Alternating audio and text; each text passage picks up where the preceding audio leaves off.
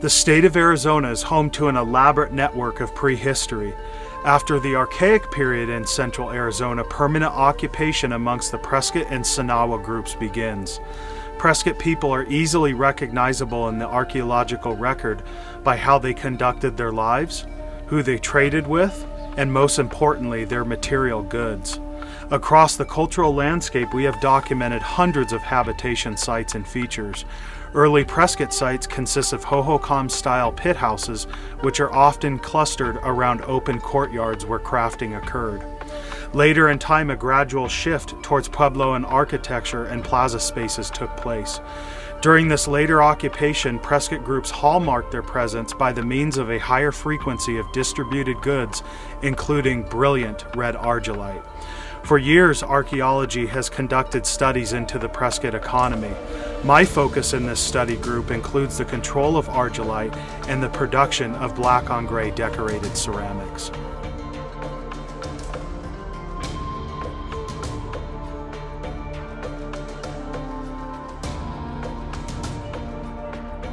Years ago, I remember examining the Prescott black on gray ceramic type and comparing them to the more complex and sophisticated black on white ceramic that was imported into this localized region from up north and northeast in Arizona.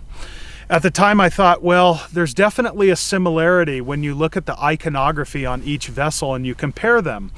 But I also overlooked it and thought, well, could kids have been painting the black on gray ceramic type? Because often they're not very complex designs and very simplistic in nature. Well, that thought process has since changed, and there's new interesting research that has suggested the complete opposite, that there could have been emulation occurring amongst Prescott people, emulating, of course, northern Puebloan cultures to the north and the northeast.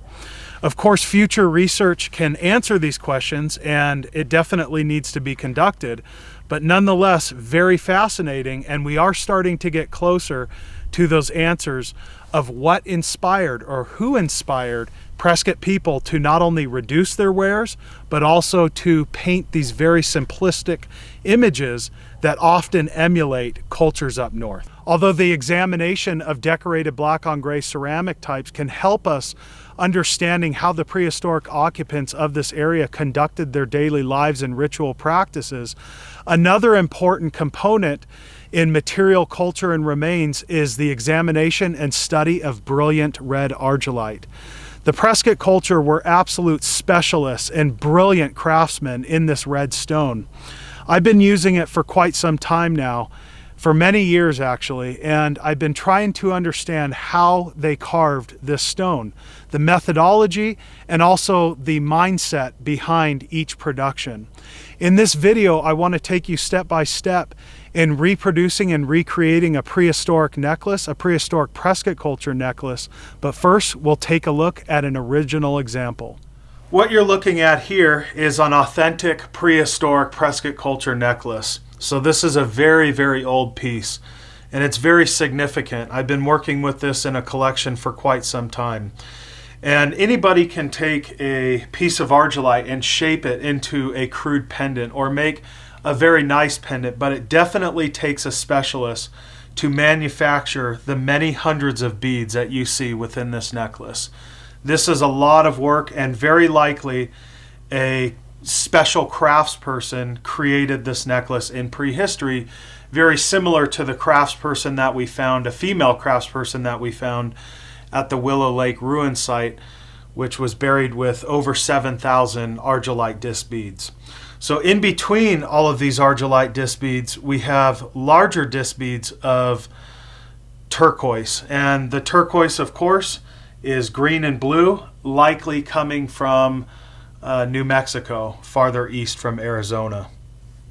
The overall length of this necklace measures about 38.6 centimeters, and then the pendant is 3.5 centimeters in length. So it was worn by an adult.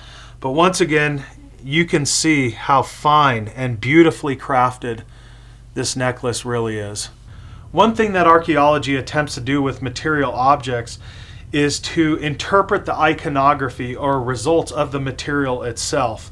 or the object itself. And often we use modern descendant groups to conduct that practice that we consult with. So one interpretation that I can think of with the pennant itself is an upper world affiliation of a crow's face. And you can see how that would be with the drill hole representing the eye and then protruding down, comprised of the beak. So that is a possible interpretation. But of course, the craftsperson that created this 950 years ago does not have a voice today, and it's only speculation at this point. So I made it here to Chino Valley, and my Argillite resource is not too far from behind me, where I will show you how to gather and collect the Argillite from the vein. Now there's actually several mines in this area, but unfortunately, due to destructive mining practices, a lot of them are severely fractured. So I like to gather from hand-dug sources, and there are a few of them out in this area. I keep it very secret because it is excellent quality stone. And that's what I like to work. It just saves you the hassle from it breaking and crumbling. So once again, I'll take you to that. But first, I want to show you a very significant pueblo called Del Rio Springs Pueblo, or Argillite Mine Pueblo. And this is a prehistoric Prescott Culture occupation, and it was part of a major regional economic system. So not only did they conduct their daily living here, probably growing maize agriculture and definitely hunting these lowlands for pronghorn, but they produced a lot of Argillite. They gathered from these sources, they ground down slabs, made effigies, pendants, rings, pipes, beads, so forth and so on. And they distributed it all over the state of Arizona.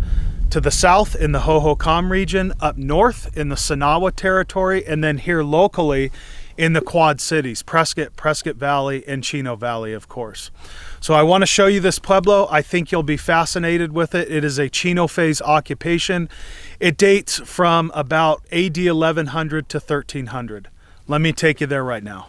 Okay, so we made it to Del Rio Springs Pueblo, Argillite Mine Pueblo. You can see at the tip of this hilltop are where the room blocks are, and then lots and lots of rubble has since fallen down through the years. And this is, once again, a very old occupation in prehistory. So there's lots and lots of indicators of prehistoric Prescott Culture people residing here from AD 1050 to about 1300. We have a heavy concentration of decorated black on gray ceramics, of course reduced on the interior and oxidized on the exterior using a granitic and micaceous paste. If there's one site that has the heaviest concentration of Perkinsville or butterscotch jasper, it's this pueblo here. I have found lots and lots of chipped and flake stone, a few bifaces, raw material, and that's expected because the quarry is about 30 minutes from this location, so lots of trade and interaction with that precious resource as well as Argillite. And finally, as mentioned, lots and lots of Argillite at this pueblo. I found ground down slabs, I found a few beads, some flake stone, chip stone, and then all different sizes of cobbles. I found smaller cobbles, medium-sized cobbles, and then big boulders of Argillite. So they were producing a whole lot of it here, and they were once again distributing it out and making this part of their regional economic system. So I'll show you a couple of the rooms. One thing that's worth mentioning, I was surveying outside of this vicinity, and I did find earlier Prescott Culture occupation in the late Prescott phase with the appearance of stone-lined pit structures or pit houses. So very interesting site, lots of history, lots of Argillite, Perkinsville jasper, decorated black on gray ceramics. You have every indicator of Prescott Culture people being here. Here I made it to the peak of this ruin, and you can still see each individual room block is clearly defined and present after all of these years. It took a tremendous amount of labor and work to construct this pueblo. About 90 meters northwest of this location is where the majority of this room fill came from, so it just puts into perspective how much labor it really took to construct it, one boulder at a time. It never ceases to amaze me in how advanced and sophisticated these prehistoric people really were. These three room blocks beside me are very fascinating. The prehistoric occupants took large blocks of Argillite and used it as partial room fill for the wall structure itself.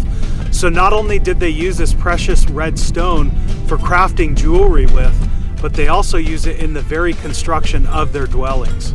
Quite fascinating.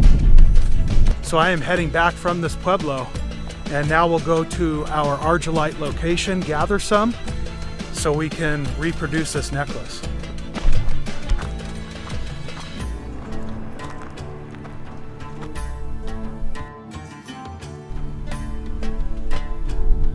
All right, so I made it to the Argillite quarry. You can see this vein right behind me is really, really good quality stone that I'll be harvesting from.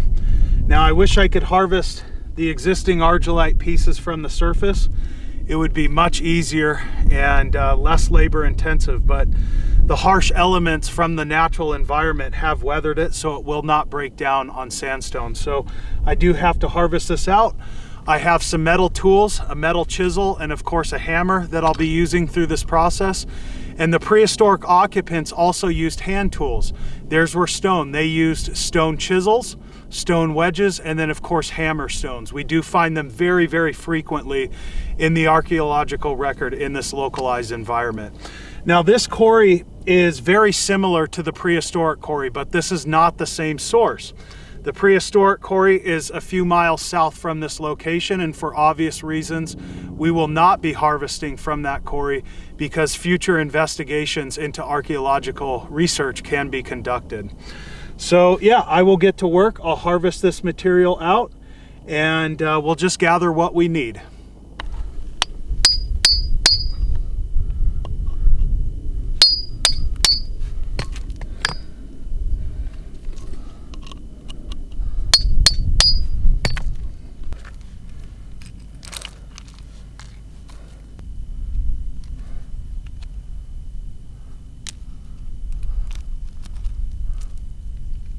You can see this piece of Argillite has a beautiful red color, but on the surface you'll see a peach tone. And when you blend these two colors together, the peach and the red, it makes for beautiful, beautiful pendants, even beads. So I will definitely harvest this chunk, and you can see it goes quite deep into the earth.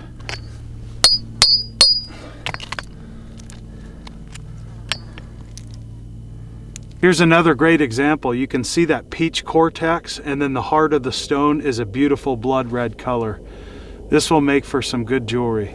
I have all the material that I need, some really nice pieces of Argillite. Now I'll bury this quarry back up to prevent future exposure to the elements. I now have 5 gallons in a bucket of Argillite, not only for myself in future use and future years to come, but also for other people that like to make prehistoric jewelry as well. I can use that as a trade item. So across this coarse stone, I have different pieces of Argillite and one large cobble, as you can see here.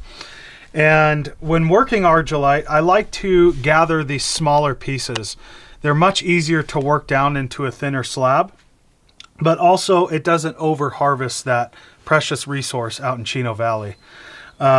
So definitely the smaller pieces are what I prefer to work down. Now, when working with larger cobbles, like you see, there's a few different ways to work this. Number one, you can grind it in its raw form. That's no problem, but it's a lot of work. So I like to slab and cut pieces free from its original form. And there's a couple ways to do that. Number one, with stone tools, but the easiest way is, of course, with a smaller hacksaw blade. So using a hacksaw blade, you can cut it and shape it out to size. So when I cut these square slabs, I leave a little bit of extra material, and that extra material gives me plenty to work with and grind down. Another way to do this is what prehistoric people did, and that is to knock flakes off from its raw form. So when you have a large cobble like this, you can actually take a hammer stone and work the edge and remove flakes, once again, from its raw material. So just a few different ways to work with larger cobbles.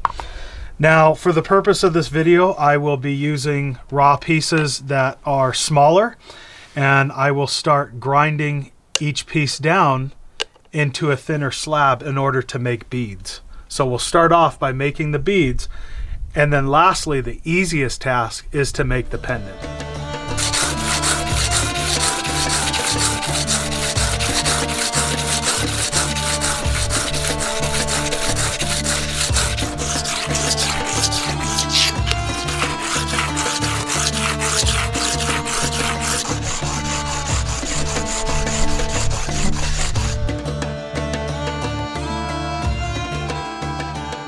It's time to start squaring these off so I can drill them. So all I do is I take a pencil and I create my squares on the surface, and each one represents one bead. So here's a bead, here's a second bead, I have a third, fourth, and fifth.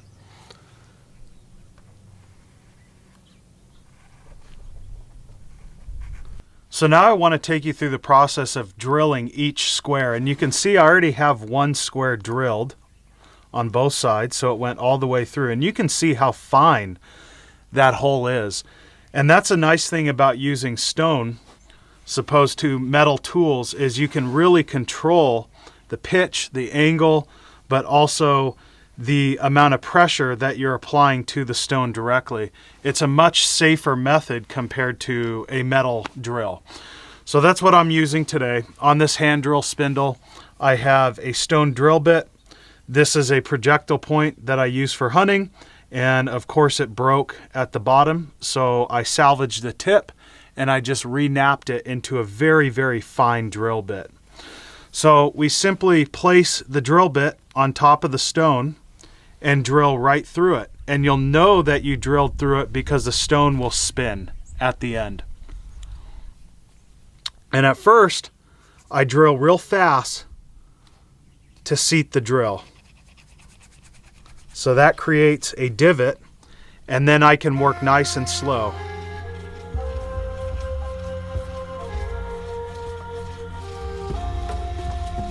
So you can see that Argillite is building up. Means I'm going through the stone, and then you'll see the stone quickly rotate as I work through, and you want to keep this nice and straight.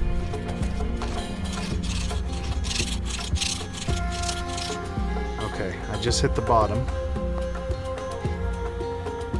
and now I have two holes.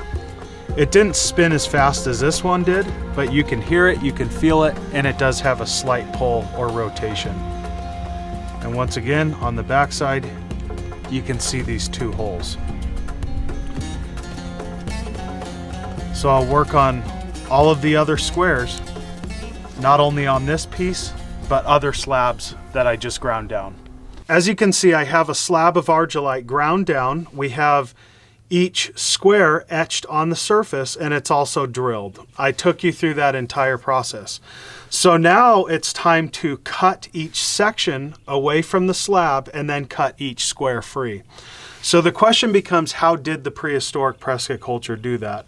Well, currently we do not have any evidence or information suggesting exactly how they removed each section in each square. But there's one thing, as we mentioned before when we toured the Pueblo, that's very present at Del Rio Pueblo or Argillite Mine Pueblo. And that is the presence of Perkinsville jasper or butterscotch jasper. So it's my belief that they used that material to free each piece and each column from the slab. Here I have two pieces of Perkinsville jasper. One is a bit thicker, and then one is a lot thinner. So we'll start off by carefully etching a line and removing material, surface material, from this slab.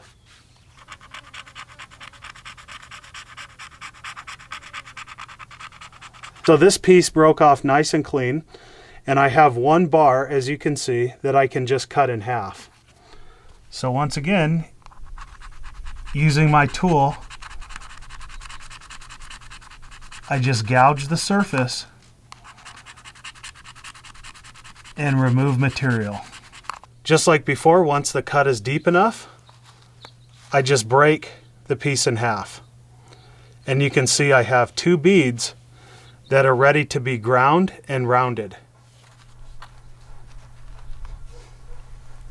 Here I have a single batch of square Argillite beads ready for further production, and there's two different methods the Prehistoric Sonawa and Prescott Culture groups used to create a more rounded, uniform bead. By far the most proficient method is by pecking in a single groove on the surface or along the side of a sandstone block. They would then string up the beads, run multiple pieces inside of that groove, and that would of course save a lot of time, and they would get a more rounded, uniform bead. So it's by far the most common practice amongst Prescott and Sonawa groups, but they also use the method that I'll be demonstrating throughout this video. And that is by working on each individual piece one at a time. So of course we have a square bead, as you can see. We showed how to create this bead, and we simply remove each corner, so all four corners of the bead, and obtain a crude round shape like you see here. Once we have a crude rounded shape, we can then work on the second step by perfecting it with a smaller sandstone slab like you see here. So I'll take you through this process right now. It's quite simplistic.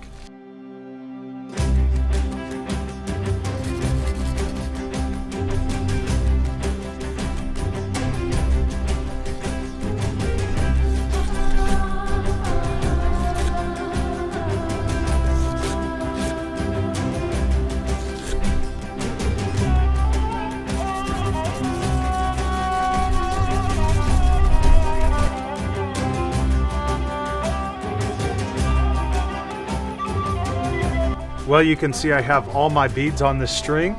I have the size and shape that's desired, and make no question about it, this was a lot of work, a lot of labor, but I'm pleased with the results. We will move forward to the next step. So now I'll move forward in creating the pendant using a smaller cobble of Argillite.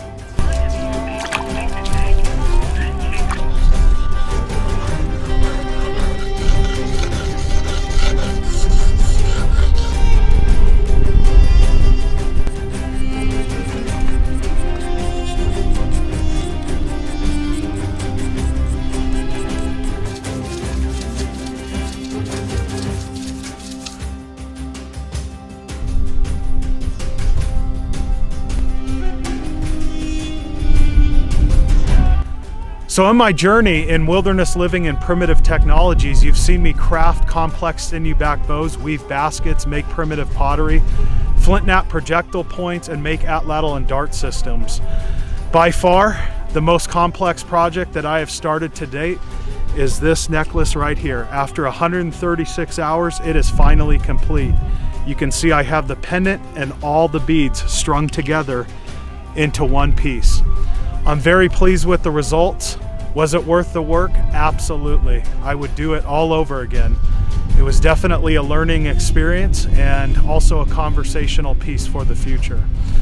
By far the most fascinating aspect of this project is tapping into the prehistoric mindset. I begin to realize how dedicated these people were who walked these very lands that I'm standing on today. In some way, I feel accomplished because I'm following in their footsteps. So I hope you learned something from this video and it inspires you to replicate the prehistoric past. I appreciate you joining me. I'm Jeff with PrimitiveLifeways.com. We'll catch you in the next one. Take care.